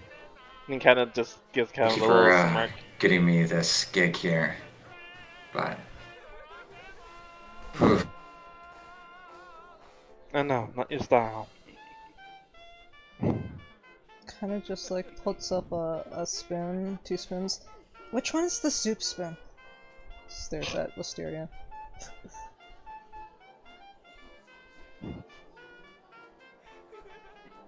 Leaves the conversation right after. She said, "You brought up the cutlery. I'm out." Wait, are neither of these a soup spoon? Because I didn't see any soup. But I know there's a spoon for it. He just looks very lost. So I kind of look. The one on your left is for the soup. Oh, okay, dope. So, look around, just awkwardly place the spoon, like, right there on the, by one of the statues for later. Like, I don't know what to do with that. Never understood the need for a soup spoon. It's I liquid. know. Yeah, you could just, scoop it. Just drink it straight out of the bowl or a cup or something. Exactly. Ah, you'd be very mad about the salad fork then, I guess. What the? There's a fork for salad? Again, makes absolutely no sense, but apparently they enjoy being weird. I did not have notes on this. I just know that there was a berry spoon, but that made sense. Okay? Because berries are very small sometimes. That was just... She's You're just eating. chuckling at this point. Just scarfing down some food right now. Like, feeling a little bit more energized. Yeah, she is. Fee is as well. Just scarfing down food and like nodding her head, like eyes wide, like she doesn't want to miss a moment of this. And she's like looking between all of your conversations. Arthur is not eating any of the food. All right. And he's drinking out of a flask that he smuggled in. Of course he is. Yep.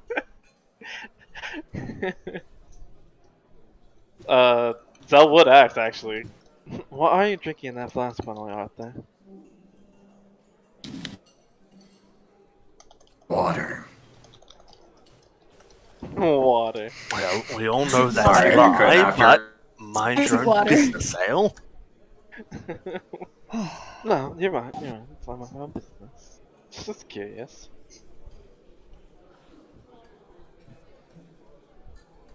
You know me. You know me, Kak. I am just a curious type. Yes, sometimes too curious. After the dance and Wisiri's song ends and Rue's tried to tucker out Zarman, but he's to it probably. She'll run back and she'll go up to Leaf and she'll go, Leaf, do you dance? Not very well, honestly.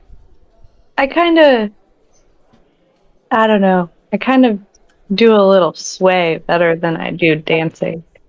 Absolute hogwash. Rue will put both hands out to her and be like, I mean, you I can show you some fly. steps. That'd be impressive enough. Well, I mean, yeah. Maybe you can, like, do some flips. Give yourself some extra air. You can fly in the air. Huh? You want me to do some air flips? I can do air flips. I can do. You would know with the rebuild that she can also fly. Oh, hell yeah. Come do air flips with me. We'll do air flips. You can teach me how to dance in the air. Yes, I agree. Okay. All right. She'll pull her out. She's all about it. As that's happening, Hanu is gonna, before like Wisteria leaves or whatever she's doing, she's just gonna slide up to her and be like, I know your schedule's really busy, but I mean, could we possibly talk sometime? I do have some questions and I do need your guidance and interesting insight on a particular thought I've been having. Wow, that sounds like you put a lot of thought into it. If it's got you this uptight, I got you, Hanu. Okay. She gives you a punch in the shoulder, straightens out her dress, and then puts on her performance smile as she heads back out up onto the stage. Okay.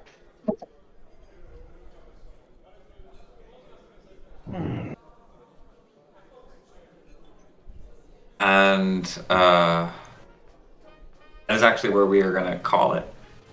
With her putting on another performance as Leaf and Rue do some air spins. All